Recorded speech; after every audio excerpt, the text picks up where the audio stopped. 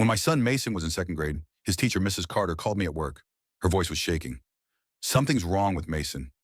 I think it's his allergies," she said. "But the nurse won't let me see him, and Principal Rowan has him in her office." I immediately called the school office. The secretary told me Mason was in a meeting with the principal about a behavior issue. When I asked what kind of behavior could possibly keep a 7-year-old away from the nurse during a possible allergic reaction, she put me on hold. I grabbed my keys and left work without another word. Mason's EpiPen was in my bag. The school also had one in the nurse's office and one in his classroom. They had multiple signed medical forms stating that peanuts could kill him. When I arrived, the secretary stood up as I came through the door, coffee trembling in her hand. She told me I was overreacting and needed to calm down. I demanded to know where my son was. She said the principal was handling the matter privately. From down the hall, I heard coughing, deep, ragged, desperate coughing. I ran toward the sound. The secretary shouted for security, but I didn't stop. Through the glass of Principal Rowan's office, I saw my son hunched over in a chair, his face red and swollen, hands clutching his throat. Rowan stood behind her desk, arms crossed. The door was locked. I slammed my shoulder into it until it gave way. Mason looked up at me with puffy eyes, lips swollen, and a dinosaur shirt soaked in sweat. "Mom, I can't breathe," he gasped. Rowan stepped forward and told me I was overreacting to a minor reaction. On her desk were crumpled granola bar wrappers, the kind with peanut butter. I dropped to my knees and pulled out the EpiPen.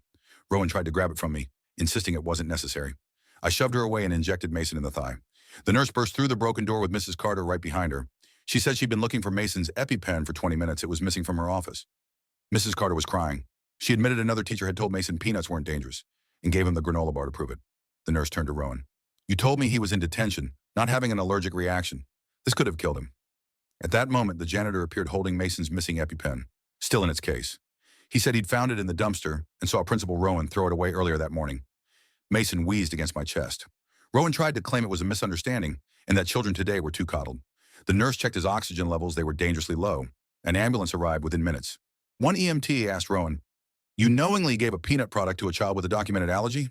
She replied, "I was proving a point about modern parenting." The EMT shook his head. "This is going in the police report. It's assault on a minor." The district superintendent arrived as they were loading Mason into the ambulance. When I told him what had happened, he ordered written statements from the nurse, the janitor, and Mrs. Carter on the spot. By the end of the week, Principal Rowan was not only fired, she was arrested, charged with assault and child endangerment, and permanently banned from working in education.